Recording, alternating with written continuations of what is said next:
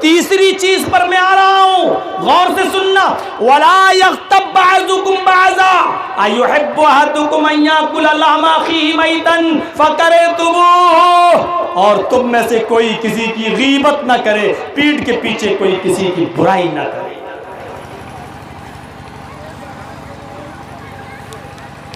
जर्जीस साहब अपने बेटे की शादी किसी लड़की से करना चाहते हैं। वो लड़की जर्जीस साहब को पसंद है अपनी बहू बनाने के लिए, अपने बेटे की बीवी बनाने के लिए। जर्जीस साहब ने मौलाना शौकत साहब से पूछ लिया, आपके गांव में ये लड़की मुझे पसंद है, अपने बेटे का रिश्ता मैं इसके साथ करना चाहता हूँ, आप बताइए आपके गांव की लड़की है, क्या उसका रिकॉर्ड ठीक है?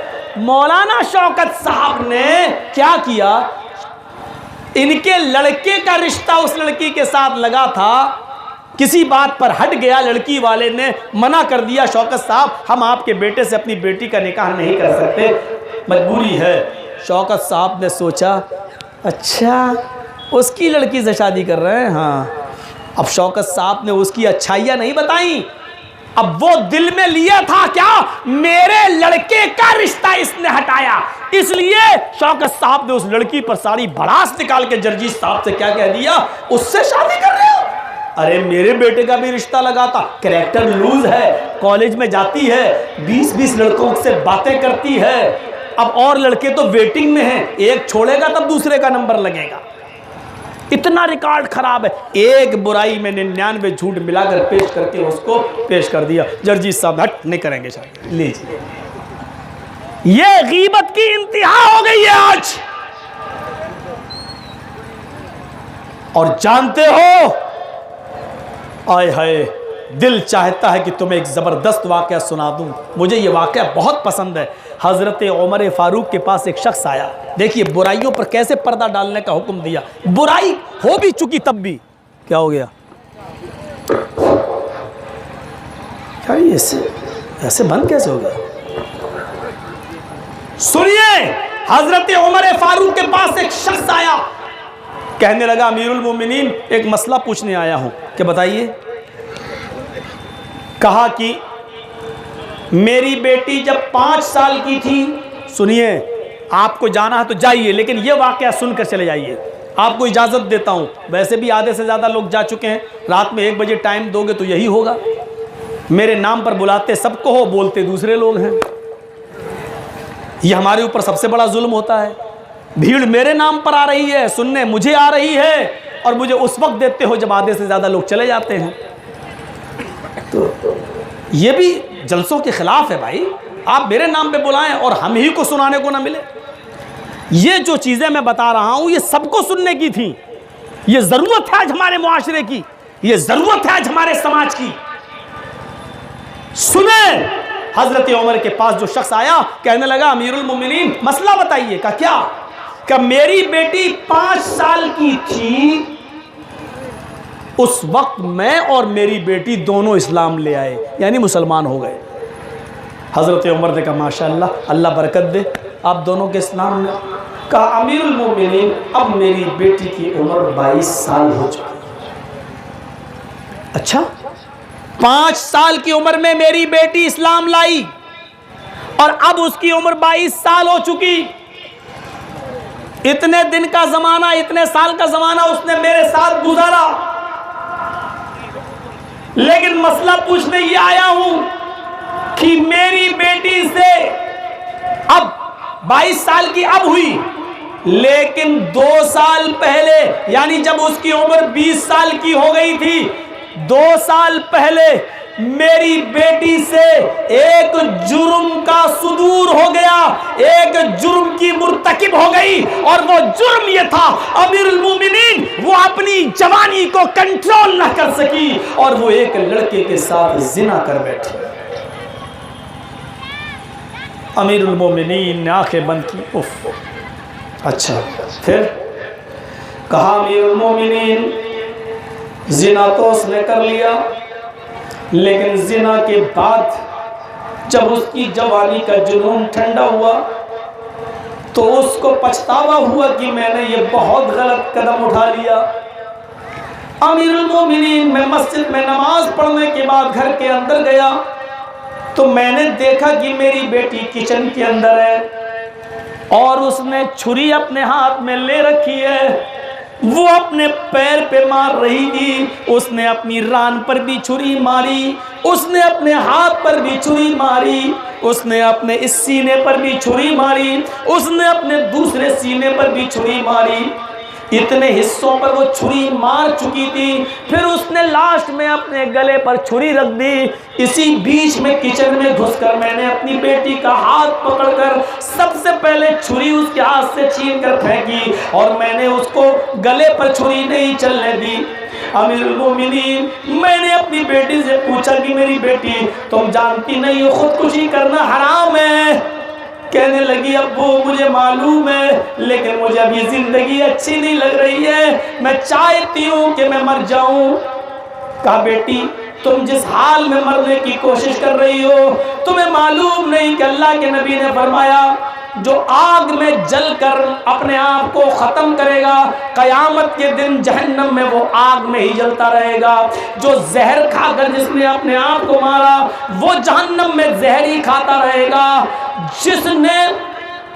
जिसने छुरी मारकर अपने आप को हलाक किया, वो कयामत के दिन जहन्नम में अपने आप को छुरी मारता रहेगा। जो ऊंचाई से छत से गिरकर इसने अपने आप को गिराया और मार दिया, वो कयामत जहन्नम में आग के पहाड़ से गिराया जाएगा। मेरी बेटी, तुम छुरी मारकर अपने आप को मार रही हो, जहन्नम में भी छुरियों का अजाब तुम्हें दिया जाएगा। कहा, अब्बू मैं क्या करूं, मेरे लिए जिंदगी तंग पड़ रही है। कहा, क्या हुआ? कहा, अब्बू ये बताने वाली चीज नहीं है, मेरी बेटी बताओ तो सही, मैं तुम्हारा बाप हूं। कहा, मेरे अब्बू मेरे लिए कोई रास्ता निकालिए, मुझे ये जिंदगी अच्छी नहीं लग रही है। अरे अब्बू जान, मुझसे जिना का सुदूर हो गया है, मैं जिना की मुर्तकिब हो गई हूँ, मैं जिना कर बैठी हूँ। बाप ने जिना का लफ्ज सुना, आंखों में आंसू आ गए, लेकिन बेटी को अब डांट नहीं सकते थे। वैसे ही वो मरने के लिए तैयार है, तो डांटने का नतीजा कुछ और निकलेगा। मेरी बेटी, कोई फायदा नहीं अपने आप को मारने से। आए मेरी बेटी, गुनाह हो गया है, अब इसका एक ही इलाज है कि तू अपने हाथों को, अपने दामन को अपने रब के सामने फैला ले, गिड़गिड़ा कर माफी मांग, गिड़गिड़ा कर तौबा कर। आए मेरी बेटी, तू अपने आप को संभाल। अमीरुल मोमिनीन, उस दिन से लेकर आज तक 2 सालें हो चुकी हैं।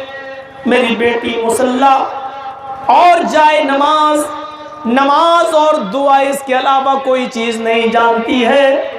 खाना खाती है, फिर मुसल्ले पे आ जाती है, कभी कुरान पढ़ती है, कभी नमाज पढ़ती है, नफली रोजे रखती है और बार बार हाथ उठाकर तौबा करती है, रोती है, गिड़गिड़ाती है। उसके आंखों से गिरने वाले आंसुओं ने उसकी चटाई को भिगो दिया है। जमीन में गड्ढे पड़ गए हैं और उन गड्ढों में उसके आंसू भर जाते हैं। अमीरुल मोमिनीन, उसकी आंखों से अब तक जितने आंसू गिरे, मुझे अपने रब की जात से उम्मीद है कि अल्लाह ने उसके गुनाह को जरूर माफ कर दिया होगा, उसके आंसुओं से उसके गुनाह को धुल दिया होगा।